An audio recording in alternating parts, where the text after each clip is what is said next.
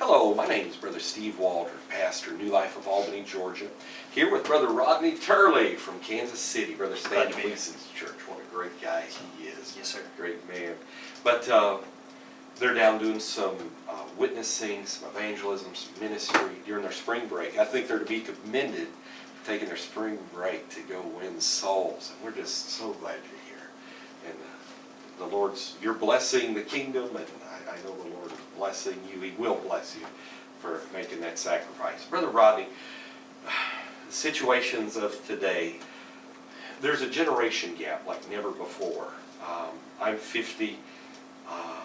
Man, I remember when cell phones came out. And I remember there were big things that were in people's trunks of their car. And obviously YouTube is only 10 years old. I think Twitter is younger than that. And I can remember preaching as a young man the World Wide Web of Prayer in 1994, and nobody in the congregation knew what the World Wide Web was. I said, well, trust me, in about 8 months you will. And so we're living in a time, Snapchat, Vine, of technological advancement. Your phone, they say your phone has more oomph in it than the first Apollo mission had in it. Yep. Living for God, that's the most important thing. We want to make heaven. We want to please God, fulfill everything we've got while we're here. What are some things that, just in your experience or from the words and things you've heard, things you practice, how to navigate this world and be a successful, victorious, overcoming Christian? Me personally, I know it was creating a devotional time, a time where you just go to the Lord.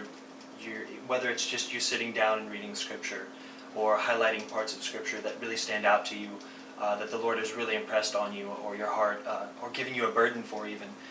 It may be just a slight feeling to go and read in the book of Acts, or in the book of Hebrew, or even back in the Old Testament, which is our foundation for the New Testament, going back and reading Proverbs. And for me, that was a big thing for me, is finding a time where I was sitting down, reading Scripture, and praying even. Because prayer is a huge, huge part of my walk with God, and I believe it should be with everyone's. And because prayer is our cry to God and our call to God, asking, not necessarily asking for the things that we need of our flesh, but for our spiritual needs and our spiritual hunger that we have.